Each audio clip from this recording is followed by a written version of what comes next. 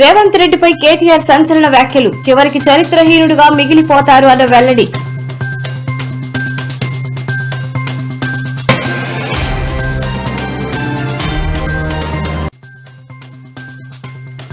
BC మహిళల ఉపకోటా కోసం ఢిల్లీని గడగడలాడిస్తామన్న కల్వకుంట్ల కవిత.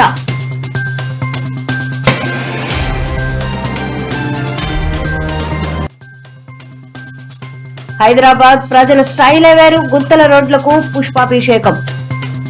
ఒక్క రోజుతో ఆగదు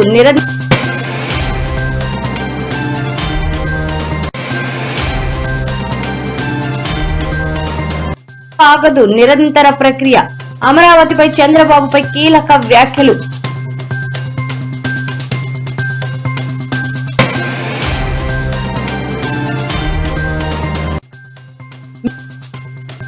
మీడియా రంగంలోకి విజయసాయిరెడ్డి. త్వరలో 3 భాషల్లో న్యూస్ ప్లాట్ఫామ్.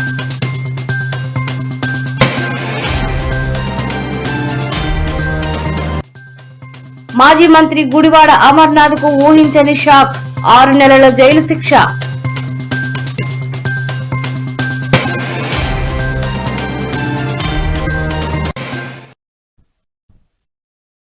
తెలంగాణ సమాజాన్ని మోసం చేస్తూ తన కుటుంబ సభ్యులు అనుచరుల కోసం పేద ప్రజల భూములను అరాచకంగా లాక్కుంటున్న ముఖ్యమంత్రి రేవంత్ రెడ్డి రాష్ట్ర చరిత్రలో ఒక చరిత్రహీనుడిగా మిగిలిపోతారని కేటీఆర్ తీవ్ర స్థాయిలో ధ్వజమెత్తారు. అధికారం ఎవరికీ శాశ్వతం కాదని అప్రజాస్వామికంగా వ్యవహరిస్తున్న కాంగ్రెస్ ప్రభుత్వానికి ప్రజలు త్వరలోనే బుద్ధి చెబుతారని ఆయన హెచ్చరించారు. క్యాతన్పల్లి మున్సిపల్ చైర్పర్సన్ గారిని కౌన్సిలర్లకు సన్మానం చేసినందుకు అది సభ్యంగా అయ్యేటట్టు చేయండి. ఎందుకంటే వాళ్ళు మామూలు కాదు. కోట్ల ప్రలోభాలు పెడితే కూడా లొంగలేదు. కోట్ల రూపాయలు ఇస్తామంటే లొంగలేదు. అట్లాంటి వాళ్ళకు ఒకసారి గట్టిగా చప్పట్లతో హృదయపూర్వకంగా అభినందనలు తెలియజేస్తూ మళ్ళొకసారి ఆలస్యంగా వచ్చినందుకు మన్నించాలని కోరుతూ తప్పకుండా మంచిర్యాలలో మళ్ళీ గులాబీ జెండా ఎగరాలని ఆకాంక్షిస్తూ పేరు పేరున అందరికీ నమస్కారం. జై తెలంగాణ. దయచేసి అందరు కూర్చోండి. మొన్న నేను మా సబితక్క విద్యార్థుల మీటింగ్కి పోయినాం తెలంగాణ భవన్లో. పోతే ఒక విద్యార్థి సోదరుడు మాట్లాడుతూ అన్నాడు, అన్న చాలా మంది నాయకులు వస్తారు పోతారు. నిన్నటిదాకా ముఖ్యమంత్రిగా పనిచేసిన ఒక నాయకుడు ఆంధ్రప్రదేశ్లో ఇవాళ ఆయన కేబీఆర్ పార్క్ లో నడుస్తుంటే ఆయనను పలకరించినోడు కూడా లేడు అని చెప్తా ఉంటే సబితక్క చెప్పింది, ఆయననే ఎవడో పలకరిస్తాడో ఏమో గానీ రేవంత్ రెడ్డి పదవి కాలంకి దిగిపోయిన తర్వాత మాత్రం కూర్చున్న కుక్క కూడా లేవదు. ఆయనకు మాత్రం ఎవడు సల్యూట్ కొట్టేటోడు మాత్రం ఎవడు ఉంటాడు. ఇది వాస్తవం. ఇది అధికారంలో ఉన్నప్పుడు కొంత ఉంటది బిల్డప్. కానీ అధికారం పోయిన తర్వాత నువ్వు చేసిన అరాచకానికి ప్రజలు సమాధానం మామూలుగా చెప్పరు అనే మాట కూడా నేను విజ్ఞప్తి చేస్తా ఉన్నా. 3 నెలల్లో పిల్లలు పుట్టారంటున్న ముఖ్యమంత్రి గారు 30 నెలలు అవుతుంది. మరి ఇప్పుడు పిల్లలు పుట్టకపోతే నీకేం పేరు పెట్టాలి, నేనేమని పిలవాలని చెప్పి నేను అడుగుతా ఉన్నా. 30 నెలలు అయింది కదా. 30 నెలలకు కూడా మరి 6 గ్యారెంటీలు అమలు కాకపోతే నిన్ను ఏమనాలి, ఏమనుకోవాలి? నేనేం అంటలేను. ఏమనుకోవాలని మిమ్మల్ని అడుగుతున్నాను. నేను అంటలేను రా భయ్య, అంటే ఏమైదో బాధ. ఈ మధ్యన నేను ఆయన తిరిగితే కూడా మా సుమన్కే నచ్చలేదు. నువ్వు తిట్టకన్నా మేము తిడతాం కదా అంటూ. అంటే ఏమైందంటే ఇలా రాష్ట్రంలో ఎంత గలీజ్ రాజకీయం అయిపోయిందంటే ముఖ్యమంత్రి లెక్క లేడు, మంత్రి లెక్క లేడు, ఎమ్మెల్యేలు లెక్క లేరు. ఇక్కడ ఇబ్రాహీంపట్నంలో గెలిచింది గులాబీ జెండా కాదు, ఇబ్రాహీంపట్నంలో గెలిచింది ప్రజాస్వామ్యం. దాన్ని నిలిపింది మా తమ్ముడు మంచిరెడ్డి ప్రశాంత్ రెడ్డి గారు బంటి అనే మాట కూడా నేను విజ్ఞప్తి చేస్తా ఉన్నా. చిన్న విషయం కాదు. రేవంత్ రెడ్డి లాంటి దుర్మార్గులతో, రేవంత్ రెడ్డి లాంటి అరాచక శక్తులతో కొట్లాడాలంటే చాలా ధైర్యం ఉండాలి. కేసులు పెడతారు, బెదిరిస్తారు, అధికార యంత్రాంగం మొత్తం వినియోగిస్తారు. సామ దాన భేద దండోపాయాలు ఎన్నుంటే గన్ని పైసలు ఆశ చూపెడతారు. మీకు ఇది చేస్తామంటారు, అది చేస్తామంటారు. ఆఖరికి మంచిరెడ్డి కిషన్ రెడ్డి లాంటి నాయకుడి మీద కూడా కిడ్నాప్ కేసులు పెట్టించింది. అయినా సరే ఇన్ని తట్టుకొని దాదాపు 2 నెలల పాటు ఈ ప్రభుత్వం చేస్తున్న అరాచకాన్ని తట్టుకొని నిలిచిన మా కౌన్సిలర్లందరికీ నేను శిరస్సు. మహాత్మా జ్యోతిరావు పులే ఆశయాల స్ఫూర్తితో చట్టసభల్లో బీసీ మహిళలకు ఉప కోటా సాధించే వరకు విశ్రమించే ప్రసక్తే లేదని కల్వకుంట్ల కవిత స్పష్టం చేశారు. బంజరహిల్స్ లోని జాగృతి కార్యాలయంలో ఏర్పాటు చేసిన కార్యక్రమంలో పాల్గొన్న ఆమె మహిళా రిజర్వేషన్ బిల్లులో బీసీ మహిళలకు స్థానం కల్పించకపోవడంపై కేంద్ర ప్రభుత్వంపై విరుచుకుపడ్డారు. బట్ ఏమాత్రం అనుమానాలు ఉన్నా ఈ కమిటీల వివరాలన్నీ ఆన్లైన్లో ఉంటాయి కాబట్టి డైరెక్ట్గా ఫోన్ చేసి తెలుసుకోవచ్చు. జాగృతి బాధ్యులందరినీ కూడా ఒక 21 కమిటీలతోని మేము సభకు ఏర్పాట్లు చేసుకుంటామని సంతోషంగా తెలియజేస్తున్నాము. Thank you. జై తెలంగాణ. జై తెలంగాణ.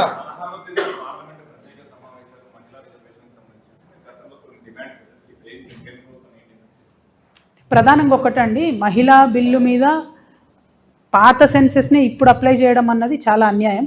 ఆల్రెడీ దీనివల్ల మొన్న జరిగిన పార్లమెంట్ ఎన్నికల్లో మహిళలకు అవకాశాలు పోయినాయి. దాదాపు 10-12 రాష్ట్రాల ఎన్నికలు జరిగినాయి, వాటన్నిటిలో కూడా మా అవకాశాలు పోయినాయి. ఇప్పుడు ఈ అవకాశాలన్నీ పోగొట్టింది 2027 సెన్సెస్ వస్తే ఆ డీటెయిల్స్తో ఏదో లాభం జరుగుతుందని మేము అనుకున్నాం. ఇంకొక ఏడాది అయితే 2027 వస్తుంది. మరి ఆ సెన్సెస్ కోసం ఆగితే డెఫినెట్గా మహిళలకు ఇంకొన్ని సీట్లు ఎక్కువ పెరుగుతాయేమో అని ఒక ఆలోచన. రెండవది, ఈ సెన్సెస్లో కులగణన చేస్తామన్నారు కాబట్టి బీసీ బిడ్డలు ఎంతమంది ఉన్నారో లెక్క పెడతారు కాబట్టి బీసీ ఆడబిడ్డలకు రిజర్వేషన్ వస్తుందేమో అని మేమందరం కూడా ఆశపడ్డాం. కానీ ఆ 2027 సెన్సెస్ వరకు ఆగకపోవడం వెనుక భారతీయ జనతా పార్టీ మరొకసారి వాళ్ళు బీసీ వ్యతిరేకులు అని చెప్పి వాళ్ళంతటా వాళ్ళే నిరూపించుకుంటా ఉన్నారు. దయచేసి బీసీ బిడ్డలు ఆడబిడ్డలు వేచి చూడొద్దు. చాలా బలంగా మనం కోరాల్సిన అవసరం ఉంది. అర్జెంట్ ఏం లేదు మనకు ఇప్పుడు సీట్ల కోసం, ఎందుకంటే మధ్యలో ఇంకొక 5-6 రాష్ట్రాల ఎన్నికలే ఉన్నాయి. 2027 తర్వాత చేస్తే సీట్స్ పెరుగుతాయి, బీసీ రిజర్వేషన్ కోసం కూడా ఫైట్ చేసే అవకాశం ఉంటుంది. కాబట్టి దానికోసం వేచి చూడాలన్నది మా ఆలోచన. బట్ 16, 17, 18 మేము కూడా డ్రాఫ్ట్ బిల్ వచ్చిన తర్వాత స్టడీ చేస్తాం. అవకాశం ఉంటే ఢిల్లీకి కూడా వెళ్దాం అనేటటువంటి ఆలోచనలో ఉన్నాం. జై తెలంగాణ.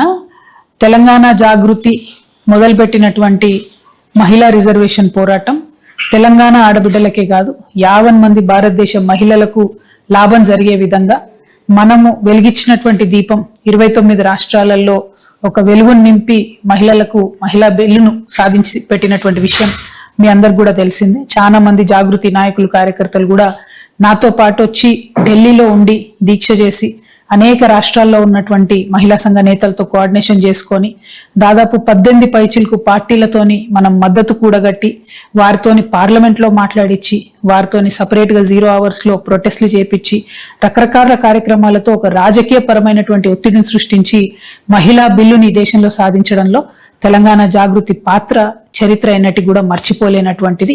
మరి ఆనాడే చెప్పినాం, మహిళా బిల్లు పాస్ అయింది, కాకపోతే దాని లాభం ఒక పోస్ట్ డేటెడ్ చెక్ లాగా ఉంది. వెంటనే ఆ లాభం వచ్చేటట్టుగా కేంద్ర ప్రభుత్వం చర్యలు తీసుకుంటలేదని మేము ఆనాడే అభ్యంతరం చెప్పడం జరిగింది. ఒక పక్క సంబరాలు చేసుకుంటేనే ఇంకో పక్క ఇది ఇమీడియట్ గా మహిళలకు లాభం చేకూర్చడం లేదు. రెండు, ఎవరైతే బీసీ ఆడబిడ్డలు ఉన్నారో వారికి కోటా రావడం లేదనే విషయాన్ని కూడా మేము అదే రోజు అభ్యంతరం పెట్టడం జరిగింది. అయినప్పటికీ కేంద్ర ప్రభుత్వం తనకున్నటువంటి బలంతోని పార్లమెంట్ లో డీలిమిటేషన్ ను జనాభా లెక్కలను రెండింటిని మహిళా బిల్లుకి ముడిపెట్టి ఆనాడు బిల్ పాస్ చేసుకోవడం జరిగింది. కొత్త పార్లమెంట్ బిల్డింగ్ వచ్చినప్పుడు కూడా మోదీ గారు మరి అందులో మహిళా బిల్లును ప్రవేశపెట్టి ఈ దేశ ఆడబిడ్డలందరికీ కూడా ఎంతో మేలు చేశామనే విధంగా ఒక PR స్టంట్ లాగా దాన్ని చేయడం జరిగింది. బట్ అల్టిమేట్లీ జరిగింది ఏంటి? పోయినటువంటి కేంద్రం ఎన్నికల్లో మహిళలకు రిజర్వేషన్ రాలేదు. ఆ తర్వాత 10-12 రాష్ట్రాల ఎన్నికలు జరిగితే అప్పుడెప్పుడు కూడా రిజర్వేషన్లు రాలేదు. ఇప్పుడు మళ్ళీ కొత్తగా 2011 జనాభాను తీసుకొనే మేము ఈ రిజర్వేషన్లు ఇస్తామని చెప్తున్నారు. మరి దీనివల్ల మహిళలకు నష్టం జరుగుతుంది అనేటటువంటిది నేను పర్సనల్ గా భావిస్తా ఉన్నాను. 2027 జనాభా గణన జరిగేంత వరకు ఆ జనాభా గణనలో కూడా మీరేదైతే బీసీలను లెక్కిస్తామని చెప్పారో బీసీ కాలం పెట్టి లెక్క పెట్టిన తర్వాత మీరు మహిళా బిల్లుకు అప్లై చేసినట్టయితే బీసీ కోటా వస్తుంది, మహిళలకు కూడా ఎక్కువ సీట్లు వచ్చేటటువంటి అవకాశం ఉంటుంది. కాబట్టి 2027 వరకు ఆగాలని చెప్పి ఆ లాభాన్ని మహిళలకు కలిగించాలని చెప్పి నేను భారతీయ జనతా పార్టీని డిమాండ్ చేస్తా ఉన్నాను. ఇది బీసీ బిడ్డలు, ముఖ్యంగా బీసీ ఆడబిడ్డలందరూ కూడా కదలాల్సినటువంటి తరుణం. మరి వచ్చేటటువంటి ఈ బిల్లులో ఈ నెల 16, 17, 18 స్పెషల్ పార్లమెంట్ సెషన్ పెట్టి బిల్లును పాస్ చేస్తామని చెప్తా ఉన్నారు. కానీ ఇంతవరకు కూడా ఆ డ్రాఫ్ట్ బిల్లును ప్రజలకు చూపించడం లేదు. సో ఖచ్చితంగా ప్రజలకు ఆ డ్రాఫ్ట్ బిల్ చూపించాలి. అన్ని రీజనల్ పార్టీస్ కూడా ఆ డ్రాఫ్ట్ బిల్లును చదువుకునే అవకాశం కల్పించాలి. అప్పుడైతేనే పార్లమెంట్లో అభ్యంతరాలు చెప్పేటటువంటి అవకాశం ఉంటుంది. కాకపోతే బీజేపీ ఎప్పుడు చేసినట్టుగానే మరి కంటిన్యూస్ గా మోసపూరితమైనటువంటి వైఖరితో బిల్లు ప్రవేశపెట్టినటువంటి రోజు ఆ ఉదయం మాత్రమే బిల్లుని ఇస్తా ఉన్నారు. దీన్ని వ్యతిరేకించాలని నేను అందరు పొలిటికల్ పార్టీస్ ని కూడా రిక్వెస్ట్ చేస్తా ఉన్నాను. ఇదివరకు మాతో కలిసి పనిచేసినటువంటి 18-19 పొలిటికల్ పార్టీస్ కి కూడా నేను పర్సనల్ గా మాట్లాడతాను. ఈ బిల్లును వ్యతిరేకించాల్సిందిగా కూడా వారందరినీ కోరుతాను. మహిళలందరం కూడా మనం ఐక్యంగా ఉండాలి. మనకు సాధించుకున్నటువంటి హక్కులు అమలు చేసుకోవడానికి మరొక పోరాటానికి సిద్ధంగా ఉండాలి. Thank you. జై తెలంగాణ. నిరసన తెలపడంలో భాగ్యనగర వాసులు శైలేవారు తమ సమస్యల పరిష్కారం కోసం గొంతెత్తడమే కాదు, అధికారుల కళ్లు తెరిపించేందుకు వినూత్న మార్గాలను ఎంచుకుంటున్నారు. తాజాగా రామంతాపూర్ పరిధిలో స్థానికులు చేపట్టిన నిరసన ఇప్పుడు సోషల్ మీడియాలో హాట్ టాపిక్ గా మారింది. రోడ్లపై ఉన్న గుంతలను పూడ్చడానికి బదులు వాటికి చుట్టూ పూలు చల్లి పూల మాలలు వేసి పుష్పాభిషేకం చేశారు.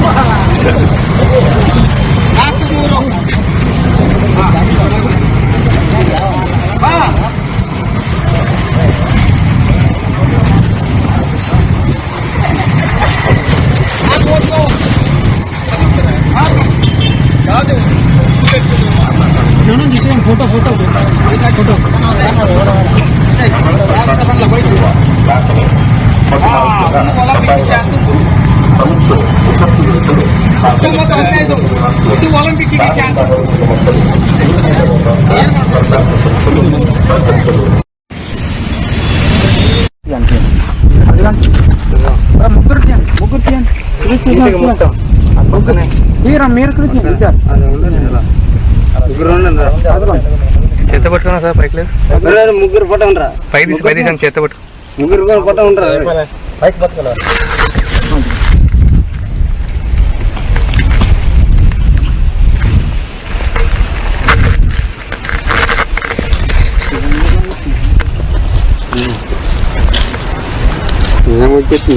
వచ్చేస్తుంది బండుకున్న పోతే బండుకున్న కొడుతున్నాయి.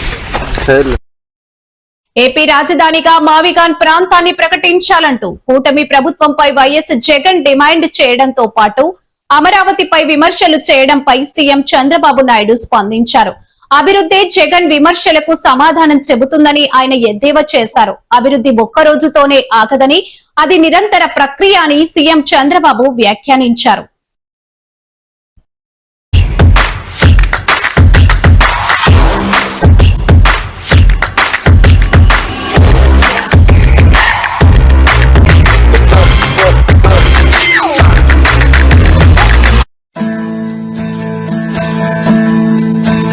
రాజధాని కోసం అని చెప్పి 1/2 ఎకరం భూమి ఇచ్చామండి.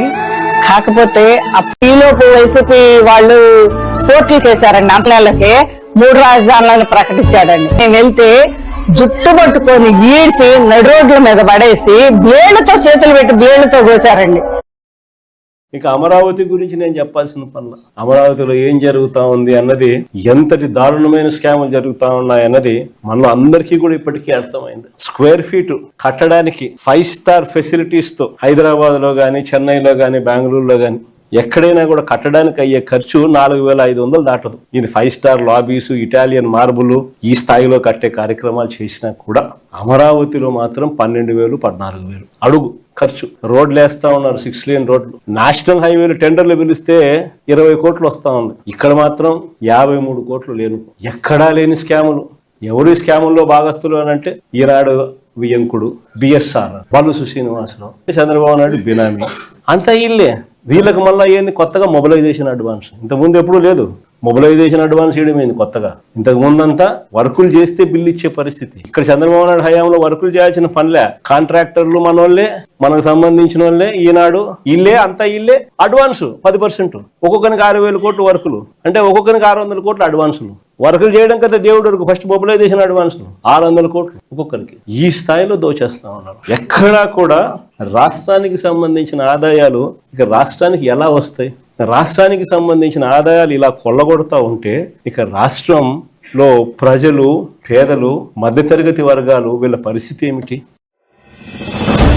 అమరావతి ప్రస్తుతం రాజకీయాలకు దూరంగా ఉన్న మాజీ ఎంపీ విజయసాయిరెడ్డి కీలక ప్రకటన చేశారు. త్వరలోనే ఆయన మీడియా రంగంలోకి అడుగు పెడుతున్నట్లు తన సోషల్ మీడియా ప్లాట్ఫామ్ ట్విట్టర్ వేదికగా ప్రకటించి తెలుగు రాష్ట్రాల్లోని రాజకీయ వర్గాల్లో ఆసక్తి రేకెత్తించారు. తెలుగు, హిందీ, ఇంగ్లీష్ భాషల్లో ఓ డిజిటల్ మీడియా ప్లాట్ఫామ్ ను ప్రారంభించబోతున్నట్లుగా ఆయన వెల్లడించారు. అయితే ఈ ప్లాట్ఫామ్ వెనుక ఉన్న ప్రధాన ఉద్దేశాన్ని వివరిస్తూ విజయసాయిరెడ్డి తన ట్వీట్ లో కీలక అంశాలను ప్రస్తావించారు. తెలుగుతో పాటు జాతీయ స్థాయిలో గుర్తింపు పొందేలా హిందీ, ఇంగ్లీష్ భాషల్లోనూ వార్తా కథనాలను అందించనున్నట్లు తెలిపారు. ఈ ప్లాట్ఫామ్ ఏ రాజకీయ పార్టీకి కొమ్ము కాయదని, పూర్తిగా నిష్పక్షపాతంగా కేవలం సత్యం వైపు మాత్రమే నిలబడుతుందని ఆయన స్పష్టం చేశారు. మహిళలు, యువత, రైతులు, కార్మికులు, అణగారిన వర్గాల సమస్యలను వెలుగులోకి తీసుకురావడమే తమ లక్ష్యమని పేర్కొన్నారు. డిజిటల్ మీడియా ప్లాట్ఫామ్ విజయవంతమైన తర్వాత అదే విలువలతో ఒక తెలుగు శాటిలైట్ న్యూస్ ఛానల్ ను కూడా ప్రారంభించాలని తమ ప్రణాళిక అని విజయసాయిరెడ్డి ప్రకటించారు.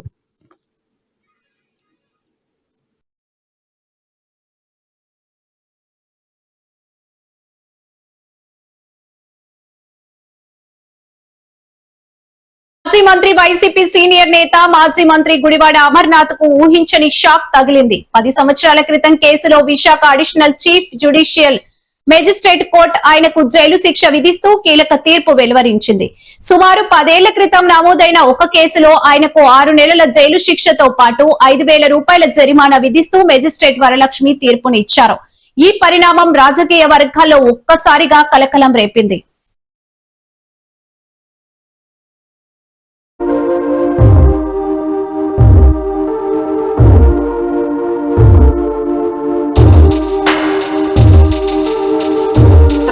కూడా రాష్ట్రం కోసమే, ఈ ప్రాంతం కోసమే, ఈ ప్రాంతానికి ఇచ్చినటువంటి హామీ కోసమే, ఈ ప్రాంతంలో ఉన్నటువంటి 5 దశాబ్దాల కళ కోసమే మేము కూడా పోరాటం చేశాం. కానీ ఆ రోజు మా మీద అక్రమంగా కేసులు పెట్టారు. ఆ కేసులు పడినటువంటి శిక్ష 6 నెలల జైలు శిక్ష.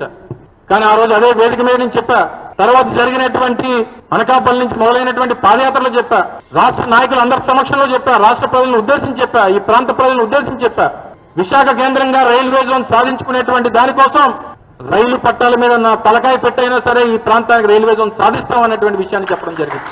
ఆ రకంగానే సాధించుకున్నాం. ఇదేదో నా ఇంట్లో కోసమో, నా కుటుంబ సభ్యుల కోసం, నా రాజకీయ పార్టీ కోసం చేసినటువంటి పోరాటం కాదు. ఈ ప్రాంతం కోసం, ఈ ప్రాంత భవిష్యత్తు కోసం, ఈ ప్రాంతంలో ఉన్నటువంటి నిరుద్యోగ యువత కోసం, ఉద్యోగాల కోసం ఇతర రాష్ట్రాలు వెళ్తుంటే వాళ్ళని ఏ రకంగా మన కురవాళ్ళని, మన యువకుల్ని ఇబ్బందులు పెడతా ఉన్నారో చూసినటువంటి వ్యక్తిగా, జోన్ వస్తే ఆర్ఆర్బి ఏర్పాటు అవుతుంది, ఇక్కడే మన వాళ్ళు పరీక్షలు రాయొచ్చు, వారికి ఏ రకమైనటువంటి ఇబ్బందులు ఉండవు అన్నటువంటి ఆలోచనతో చేసినటువంటి పోరాటాలు. ఈ ఒక్కటే కాదు, రానటువంటి కాలంలో ఈ ప్రభుత్వం మీద, కేంద్ర ప్రభుత్వం మీద చేయాల్సినటువంటి పోరాటాలు చాలా ఉన్నాయి. ఏం జరిగినా, ఏం చేసినా, ఈ వ్యవస్థల్ని ఏ రకంగా మేనేజ్ చేసినా, ఏ రకంగా మమ్మల్ని ఇబ్బంది పెట్టాలని చెప్పి చూసినా, మా పోరాటంలో ముందడుగు అనేటువంటిది ఆగదు అనేటువంటి విషయాన్ని కూడా ఈ సందర్భంగా తెలియజేస్తాం. చంద్రబాబు నాయుడు గారు మీ తాలూకా మైండ్ సెట్ ని, మీ రెడ్ బుక్ రాజ్యాంగాన్ని, మీ తాలూకా ఆలోచన విధానాన్ని మార్చుకోండి. రాష్ట్రానికి ముఖ్యమంత్రి అంటే ఒక 28 గ్రామాలకో, ఒక ప్రాంతానికో ముఖ్యమంత్రి కాదు. రాష్ట్రంలో ఉన్నటువంటి 26 జిల్లాలకి, అన్ని ప్రాంతాలకి మీరు ముఖ్యమంత్రి అనేటువంటి విషయాన్ని గుర్తుపెట్టుకోండి. అన్ని ప్రాంతాలు అభివృద్ధి చేయాల్సినటువంటి బాధ్యత మీ మీద ఉందనేటువంటి గుర్తుపెట్టుకోండి. ఇది మీ కుటుంబ వ్యవహారం కాదు, మీ రాజకీయ పార్టీ వ్యవహారం కాదు. ఈ రాష్ట్రంలో ఉన్నటువంటి 5 కోట్ల మంది ప్రజల తాలూకా భవిష్యత్తు మిమ్మల్ని నమ్మి మీ చేతిలో పెట్టారు. మొన్న ఎన్నికల్లో మీరు మోసం చేస్తారని తెలిసి నమ్మి కూడా మీకు ఓటేశారు. మళ్ళీ మోసపోయారు, 4వ మోసపోయారు. ఇప్పటికన్నా మీరు పద్ధతి మార్చుకొని రాష్ట్ర ప్రయోజనాలు, ప్రాంతాల అభివృద్ధి, ఈ ప్రాంతాల తాలూకా భవిష్యత్తు గురించి, వెనుకబడినటువంటి రాయలసీమ, ఉత్తరాంధ్ర ప్రాంతాల గురించి దయచేసి ఆలోచన చేయండి.